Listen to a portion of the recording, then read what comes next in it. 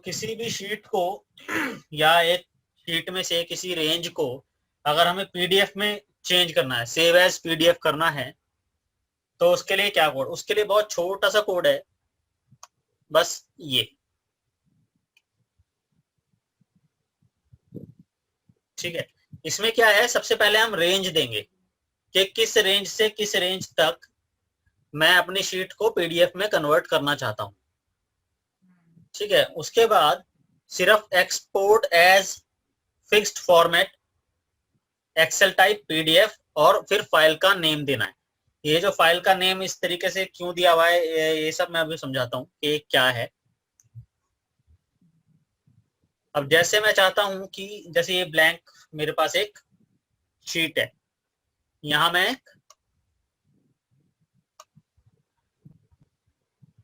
इस तरीके से बॉर्डर बना लेता हूं। ठीक है, और इसके अंदर मैं कुछ भी लिख देता हूं, नेम, एज, जेंडर,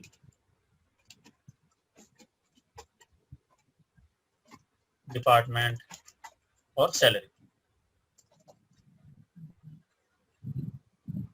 तो सपोज मैंने नाम दे दिया ए, एज दे दी 25, जेंडर हो गया एम, डिपार्टमेंट हो गया फाइनेंस, सैलरी मान लो 35,000। इसको मैं कर देता हूँ। अब मैं इस एरिया को, सिर्फ इस एरिया को पीडीएफ में कन्वर्ट करना चाहता हूँ, मतलब सेव एज पीडीएफ करना चाहता हूँ। तो इसको मैं किस तरीके से करूंगा? तो मैं जाऊंगा कहां पर, इंसर्ट, मॉड्यूल, नाम देता हूं सब, और मैंने यहां दे दिया सेव एज पीडीएफ। सबसे पहले हम देंगे रेंज। रेंज क्या है मेरी? C2 से लेकर G12 तक। C2 G12 डॉट, जैसे आप करोगे EXP टाइप करोगे, आपके पास ऑप्शन आ जाएगा एक्सपोर्ट एज फिक्स्ड फॉर्मेट। उसके बाद स्पेस, ठीक है, उसके बाद मैं लिखूंगा एक्सेल टाइप। अब दो है, या तो पीडीएफ कर लूं या एक्सपीएस। तो मुझे पीडीएफ करना है, तो मैंने कर लिया पीडीएफ। देन कॉमा, और उसके बाद स्पेस में लिखूंगा फाइल नेम। ठीक है, file name colon equal to. और अब जो मैं फाइल नेम दूंगा, तो सिर्फ फाइल का नेम नहीं होगा, वो पूरा पाथ होगा कि जहां मैं अपने पीडीएफ को सेव करना चाहता हूं। ठीक है, तो सपोज कि मैं इस फोल्डर में इसमें एक फोल्डर बना लेता हूं, मैं इसी के अंदर एक पीडीएफ नाम से फोल्डर बना लेता हूं।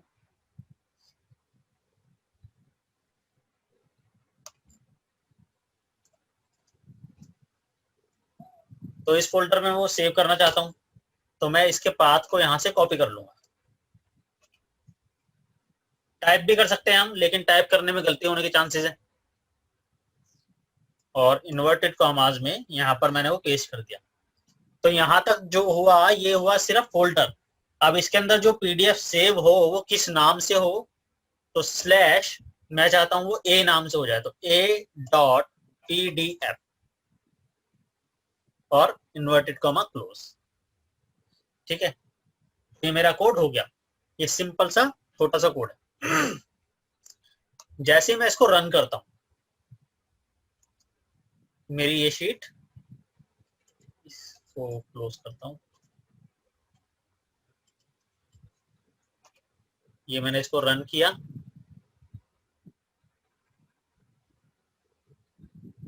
और ये हो गया। अब देखते हैं कि क्या उस फोल्डर में आया कुछ। ये आ गया, इसको ओपन करके देखते हैं।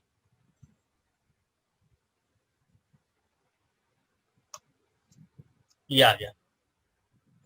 ठीक है, अब ये नीचे वाली लाइन इसलिए नहीं आई, शायद मैंने एक कम ले लिया होगा रेंज में। ठीक है, तो इसमें कोई डाउट? नहीं, इसमें कोई डाउट नहीं। अच्छा, इसमें मैं थोड़ी सी अमेंडमेंट करता हूँ। हाँ मैंने वी लुकअप लगा, मैंने एक बिलिंग का फॉर्मेट बनाया हुआ है अपना, ठीक है, जिसमें मैं कोने पे सिर्फ नंबर डालता हूँ 1 2 3 4 5 6 7 8, बिल्कुल और मैं बिल जनरेट करता हूँ। बिलिंग सिस्टम है मेरा, बड़ा छोटा सा बनाया हुआ मैंने। ठीक है, तो मैं क्लाइंटों को बिल भेजता हूँ कि वो पीडीएफ बन जाए। ठीक है, अब यहाँ मैं इसको रन करूंगा तो फाइल का नाम सेम आएगा, क्योंकि आपने यहाँ पे ए इसको फिक्स कर दिया। बिल्कुल। अगर मैं चाहूँ इसको कि जो मेरा क्लाइंट का नाम हो, जो मैं सेल में मेरे वी लुकअप में आ जाता है अपने आप, उस नाम से शीटें अपने आप सेव होती चली जाए, बिल्कुल तो उसके लिए कोड यहाँ फाइल ए की जगह मैं क्या सेल का नाम दूंगा? उसके लिए ना लूप चलेगा। अभी देखते हैं कि उसको नेक्स्ट स्टेप वही है कि देखो, क्योंकि अगर हमें सिर्फ एक ही बनाना हो, हाँ, तो ये अगर हमें एक ही करना है वो तो हम सेव एज कर लेंगे, हम क्यों बेकार में कोड करेंगे है ना। हाँ, तो हम चाहते हैं हमारा काम ऑटोमेट हो, जैसे आप कह रहे हो कि आपने बटन दबाया और वो चाहे 10 बिल हैं चाहे 1000 बिल हैं, वो सारे ऑटोमेटिक एक फोल्डर में जाके क्लाइंट के नेम से और नंबर से वो वहां जाके सेव हो जाए सारे। ठीक है ना। तो इसको अगर हम करेंगे तो कैसे करेंगे, तो पहले एक छोटा सा एग्जांपल लेते हैं, फिर आप वाला उठा लेंगे। पहले तो इसको देखो, इसके लिए फिर एक छोटा सा डेटा बनाते हैं हम। एक और शीट ले ली मैंने, शीट 2, और इसके अंदर मैं इसको मैंने कॉपी किया और यहाँ पर मैंने इसको ट्रांसपोज में पेस्ट कर दिया।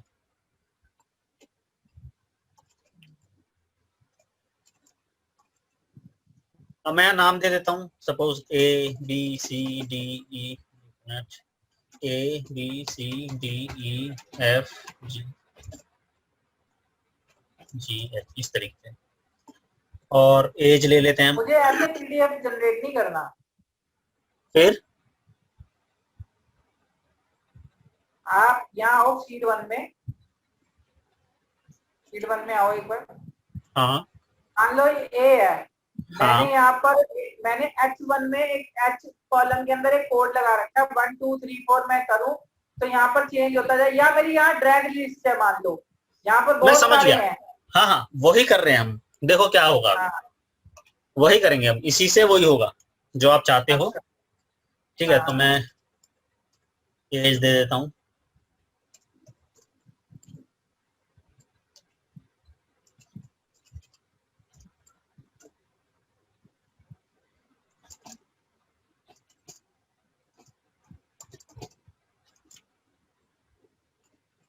ये डिपार्टमेंट दे देते हैं।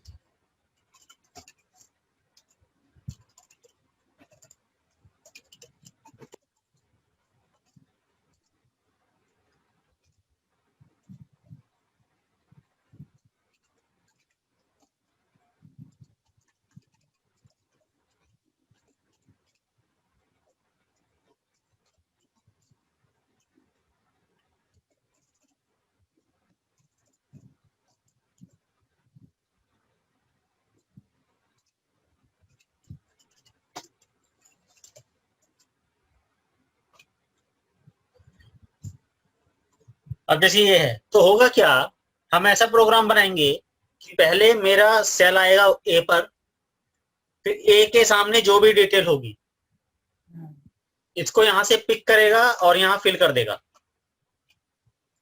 अच्छा, उसके बाद फिल करने के बाद इसको पीडीएफ में कन्वर्ट कर देगा। अच्छा, फिर नीचे आएगा दोबारा यहाँ पर, फिर इसकी डिटेल उठाएगा, इसमें फिल करेगा, फिर पीडीएफ बना देगा। फिर सी पे आएगा, फिर यही काम करेगा, ऐसे वन बाय वन वो क्या करेगा, उसमें फिल करेगा पहले और फिर पीडीएफ बन जाएगी।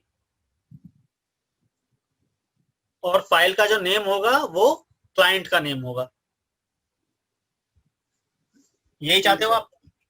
हाँ हाँ हाँ, बिल्कुल बिल्कुल। ठीक है, तो इसके लिए ना लूप चलाएंगे, जैसे हमने लूप किया था तो लूप चलाएंगे। तो इसके अंदर मैं फॉर लूप यूज करता हूँ। तो मेरा लूप जो स्टार्ट होगा वो स्टार्ट होगा 2 से, तो मैं लिखूंगा for I equal to 2 to 9। मतलब दूसरी रो से 9th रो तक। ठीक है, तो इसको कोड करना शुरू करते हैं। मैंने लिखा सब और मैंने इसको नाम दे दिया सेव एज पीडीएफ मल्टीपल।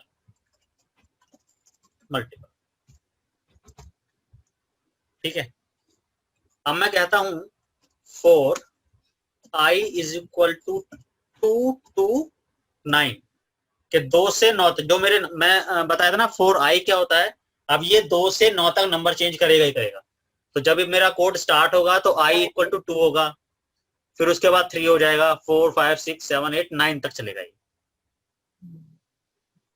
और ये कहाँ चलेगा, ये बीच में खाली होता तब भी नहीं, तब भी ये चलता चलता। हाँ, तब भी चलेगा।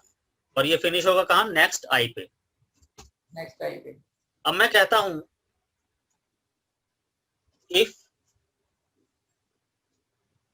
मेरा सेल, अब यहां मुझे शीट के नेम भी देने पड़ेंगे।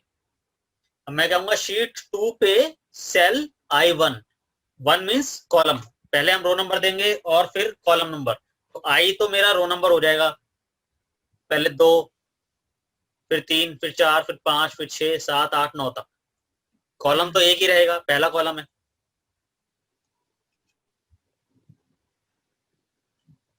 ठीक है, तो मैं कहता हूं इफ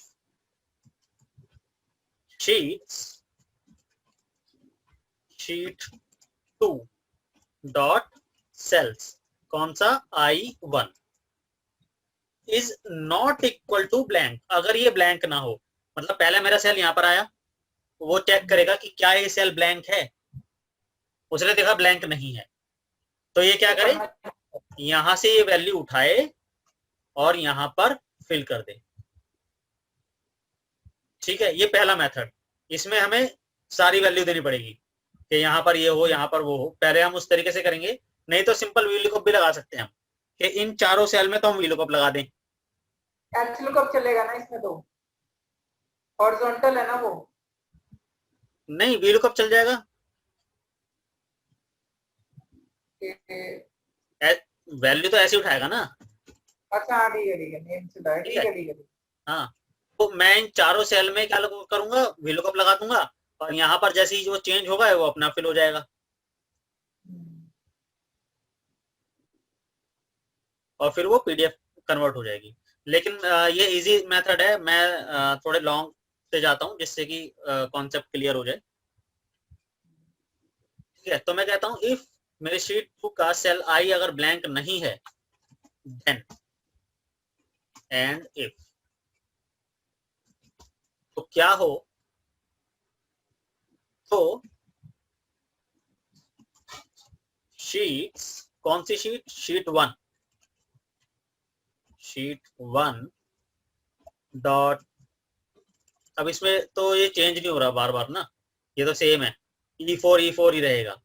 तो मैं रेंज ले रहा हूं, range E4 is equal to, अब E4 क्या हो जाए, ये नेम है, तो नेम कहां पर है, पहले कॉलम पे, तो यानी I1। एज कहां पर होगा, सेकंड कॉलम पे, यानी I2 या I3, I4, I5। ठीक है, तो हम क्या लिखेंगे, जैसे मैं यहां पर समझाता हूं, जैसे E4 क्या होगा, ये हो जाएगा मेरा, ये I1 हो जाएगा, ये I2 हो जाएगा, ये I3, I4 और ये I5, इस तरीके से होगा। फिलहाल इसको यहां से डिलीट करते हैं, कोड में लिखते हैं sheet 1 range E4 is equal to sheet 2 dot cells I1। बस इसी को मैं कॉपी कर लेता हूं और पेस्ट पेस्ट पेस्ट पेस्ट 5 बार। तो E4, उसके बाद है E5, E6, E7, E8, यही है हमारा E4 5 6 7 8। और इसमें जो वैल्यू आए ये सेकंड कॉलम की आनी चाहिए, इसमें थर्ड कॉलम की आनी चाहिए, इसमें फोर्थ कॉलम की और इसमें फिफ्थ कॉलम की। इसमें कोई डाउट? नहीं, ठीक है। अब ये तो बात हुई कि वैल्यू भर देगा ये। वीलुकअप के थ्रू भी तो कर सकते थे ना।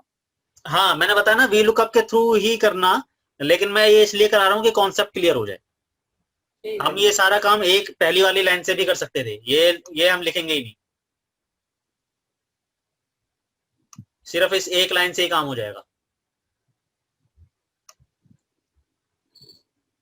ठीक है। अब इस कोड से होगा क्या कि वो फिल तो कर देगा, लेकिन अभी इसको चेंज नहीं किया उसने। ठीक है, तो चेंज करने से पहले इसमें क्या करते हैं, हम चेक करते हैं कि क्या ये कोड ठीक चल रहा है या नहीं चल रहा है। तो मैं क्या चाहता हूं कि पहले ये वैल्यू उसमें फिल हो, उसके बाद एक मैसेज बॉक्स आ जाए मेरे पास कि एंट्री डन, फिर दूसरी हो, फिर एंट्री डन, फिर तीसरी। इस तरीके से पता लग जाएगा कि हाँ एंट्री हो रही है 1 by 1 या नहीं हो रही है। तो उसके बाद यहां पर ये खत्म होने के बाद यहां पर क्या होगा, मैं एक मैसेज बॉक्स दूंगा MSG बॉक्स, और यहां पर लिखूंगा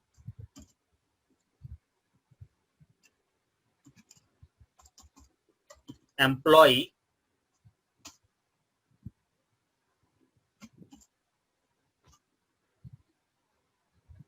अब एम्प्लॉय का नाम आना चाहिए, जैसे पहले ए की वैल्यू डाली तो यहां लिखा हुआ आ जाए एम्प्लॉय ए एंट्री डन, फिर दूसरी बार जब डले तो लिखा हुआ आ जाए एम्प्लॉय बी एंट्री डन। तो हर बार वो नाम चेंज होना चाहिए। तो सेल E4 लगा देंगे इसके अंदर यस। शीट 1 का। हाँ तो इसमें क्या करेंगे, ऐसे करने के बाद एंड, और इसको कॉपी कर लेता हूं मैं यहां से,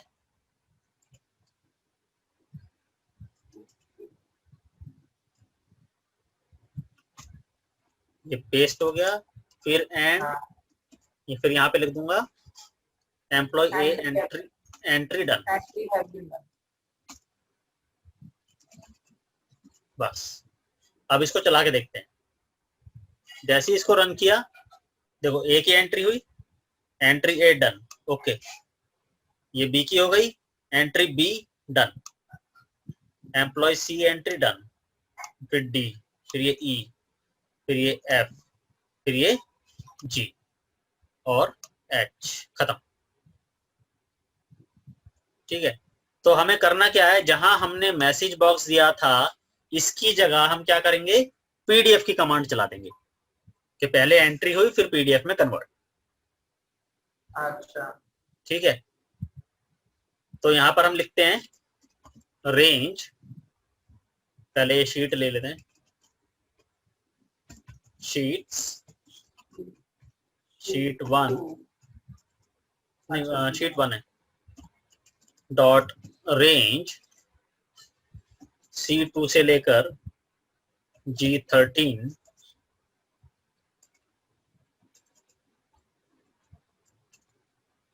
dot export as fixed format Excel type PDF, और फिर फाइल नेम। अब यहां है सारा खेल फाइल नेम पर, क्योंकि रिपीट नहीं कर सकते हम फाइल को। ठीक है, तो मैं क्या करूंगा, ये वाला पाथ ये वाला ले लेते हैं जो ऊपर लिया था, ये कॉपी, ये पेस्ट। लेकिन इस कोड से तो होगा क्या, ऑलवेज जितनी भी फाइल बनेंगी वो ए नाम से ही बनेंगी, और वो एक के बाद एक को वो रिप्लेस कर देगी।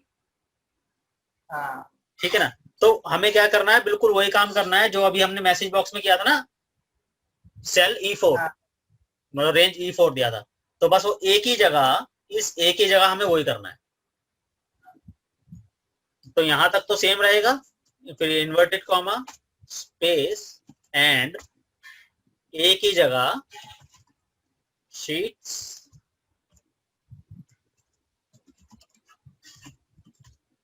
Sheet 1 dot dot range range E4 और उसके बाद अगेन एंड स्पेस और ये पीडीएफ भी इस तरीके से देंगे डॉट पीडीएफ। ये कॉमा लगाने का क्या उसमें पर्पस था? कॉमा या इन्वर्टेड कॉमा? हाँ ये इन्वर्टेड कॉमा। इन्वर्टेड कॉमा मतलब ये हमारी वो है स्टैटिक वैल्यू, मतलब जो चेंज नहीं होगी, स्ट्रिंग है ये कोड नहीं है हमारा। अच्छा अच्छा अच्छा। ठीक है। अब इसमें एक चीज और देखो कि जैसे ही मैं नीचे आता हूँ ये कोड ना यहाँ पर पूरा दिखाई नहीं दे रहा। हाँ मैं इसे पूरा देखना चाहता हूँ, तो मैं अगर इसको नीचे करता हूँ यहाँ से, मैं कहता हूँ ये नीचे आ जाए, तो जैसे ही मैं एंटर करूंगा ये कोड गलत हो जाएगा, चलेगा नहीं। हाँ ये रीड ही नहीं करेगा इसको। हाँ ठीक है। तो इसका एक मेथड होता है, जैसे हम कॉपी में कुछ लिखते हैं और एंड में जाके अगर हमारा वर्ड बड़ा है तो क्या करते हैं हम आधा वहां लिख देते हैं, फिर आगे हाइफन लगाते हैं और आधा नीचे लिख देते हैं, हाँ तो वो पता लग जाता है हाइफन से कि हाँ ये नीचे की तरफ जॉइंट है। तो यहाँ भी वही सेम काम करना है हमें कि अगर मेरा ऊपर का कोड और नीचे इस तरीके से लिखना है तो मैं क्या करूंगा, पहले स्पेस फिर अंडरस्कोर, हाइफन की जगह है अंडरस्कोर देंगे हम और फिर एंटर। अब क्या है ये जो नीचे वाला कोड है वो ऊपर वाले कोड से जॉइंट है। अच्छा। अब ये एरर नहीं दिखा रहा, मतलब रेड हो गया था पहले, अब नहीं हुआ क्योंकि अब ये कोड ठीक है। ठीक है। और मैं चाहता हूं जब ये पूरा काम हो जाए उसके बाद मेरे पास एक मैसेज बॉक्स आए जो ये कह दे your task has been done. MSG box space your task has been done, बस। अब ये चीज देखो, मैंने ये जो मैसेज बॉक्स दिया है वो नेक्स्ट के बाद दिया है, पहले नहीं। अगर मैं इसको नेक्स्ट से पहले दे दूंगा तो होगा क्या, जब भी मेरी पीडीएफ रेडी बनेगी हर एक पीडीएफ के बाद मैसेज देगा। हाँ ठीक है ना। तो अभी क्या है ये लूप चलेगा, ये पूरा काम खत्म होने के बाद जब 9 बार चल जाएगा उसके बाद इस पर आएगा, यानी सारा काम खत्म होने के बाद। तो इस चीज का भी हमें ध्यान देना है कि कौन सा कोड हमें कहाँ देना है, नेक्स्ट से पहले देना है, बाद में देना है, एंड इफ से पहले देना है या बाद में देना है। ठीक है। तो अब इसको अगर हम रन करते हैं, इसको हमने रन किया, अब ये अपना काम कर रहा है।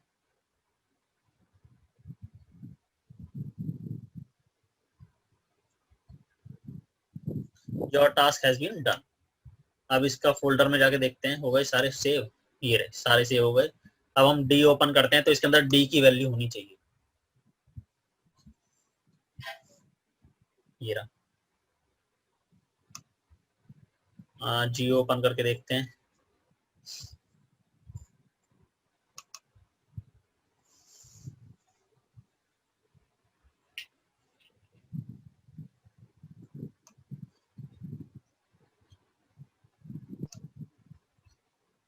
कोई डाउट? और अगर मैं ये कोड इसमें 4i की जगह VLOOKUP से करूंगा तो भी यही सेम ही चलेगा ना फिर तो? हाँ। अब देखो अगर मैं इसको VLOOKUP से करता हूं तो क्या करूंगा, ये सब मैं डिलीट करता हूं, यहां पर मैं VLOOKUP लगा देता हूं।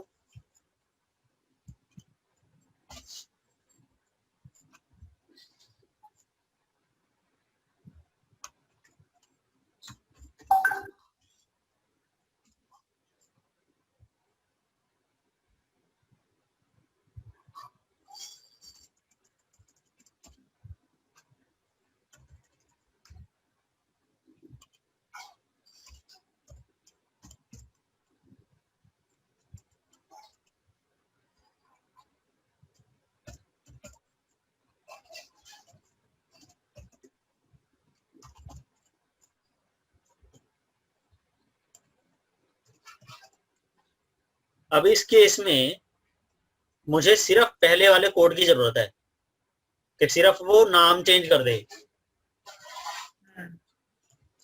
बाकी तो वो अपने आप VLOOKUP लगा ही लेगा। कॉपी कर दो ना इसको, कॉपी करके नीचे बता दो ये वाला। कुछ नहीं करना, इसके आगे कमेंट लगा देते हैं हाँ हाँ बस। इतना सा काम। और अब मैं क्या करता हूँ, ये जो पुरानी फाइलें हैं इनको डिलीट कर देता हूँ।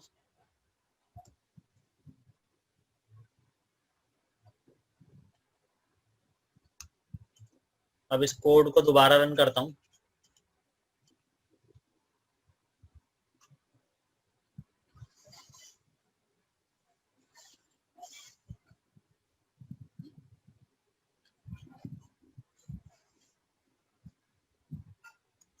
और ये हमारा काम हो गया, ये दोबारा से बन गया। ठीक है।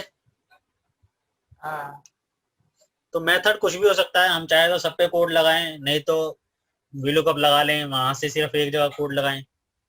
काम होना चाहिए, चाहे ऐसे हो चाहे वैसे हो।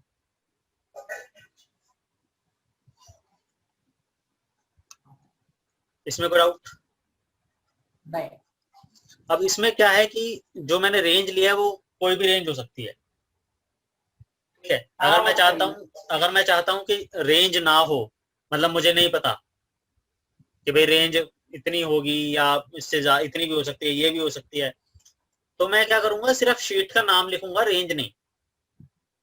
Sheet 1 dot export as fixed format.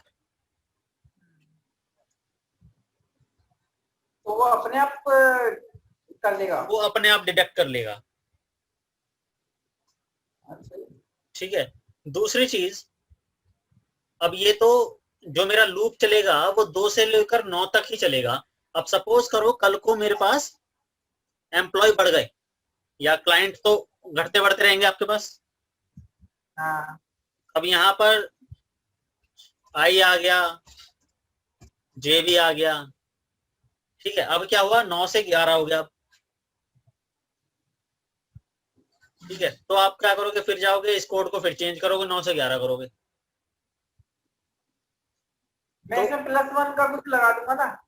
हाँ, इसमें +1 नहीं, आप इसमें एलरो लगाओगे। हाँ, L2 लगाऊंगा। इसमें एलरो लगाओगे जिससे कि वो ऑटोमेटिक फाइंड कर लेगा कि 2 से शुरुआत तो 2 से होगी, लेकिन वो खत्म कहाँ हाँ होगा।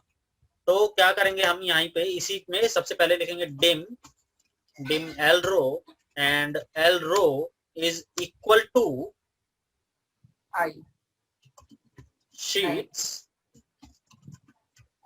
शीट 2, क्योंकि शीट 2 पर है मेरा, डॉट रेंज, रेंज में ले लेता हूँ ए 10,48,000 डॉट एंड एक्सएल अप अब डॉट रो, बस। तो और इस 9 की जगह मैं लिख दूंगा एल रो। L2 अब होगा क्या +1।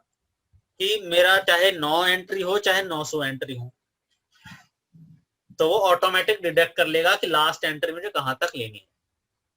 L2 +1 नहीं करेंगे इसमें। एल रो +1 हम तब करते हैं जब मुझे अगली ब्लैंक रो चाहिए होती है। अच्छा। अगर मुझे एंट्री करानी है, सपोज मुझे एंट्री करानी है, क्या होगा, ये मेरी लास्ट रो है और +1 इसमें एंट्री कराऊंगा। अच्छा। लेकिन यहाँ मुझे एंट्री नहीं करानी, यहाँ मुझे बस देखना है कि लास्ट रो कौन सी है। अच्छा। ठीक है। तो +1 हमें जब जरूरत पड़ती है कि अब इसकी अगली ब्लैंक रो जानने के लिए। यहाँ मुझे ब्लैंक रो जाननी नहीं है।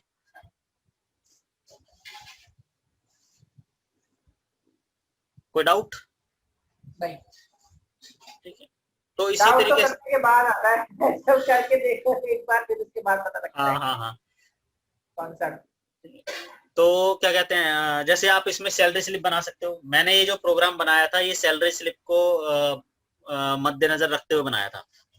हाँ हाँ हाँ। ठीक है। मेरे किसी स्टूडेंट को सैलरी स्लिप्स बनानी थी, 50-60 एम्प्लॉय थे उसके। ठीक है। तो ये उस तरीके से बनाई थी। ठीक है। तो उसको आप कहीं भी अप्लाई कर सकते हो, अपने इनवॉइस पे भी अप्लाई कर सकते हो, अगर आप सैलरी स्लिप दे रहे हो वो भी कर सकते हो। और मेल भी अटैचमेंट के साथ अगर जानी पड़ जाए हाँ, अब अगला अगला इसका यही है कि इसको हम मेल कैसे करेंगे। हाँ। ठीक है। अब यहाँ तक तो हमने बना लिया, चलो। ठीक है। अब इसके बाद मैं चाहता हूं कि ये जो सेव हुई है ये पहले सेव हो, और सेव होने के बाद 1 बाय 1 ये पिक हो और उस क्लाइंट के पास मेल भी चली जाए। उस पर्टिकुलर क्लाइंट के पास पर्टिकुलर उसी की फाइल जाए। ऐसा ना हो कि ए के पास बी चली गई और बी के बाद एफ चली गई, ऐसा ना हो।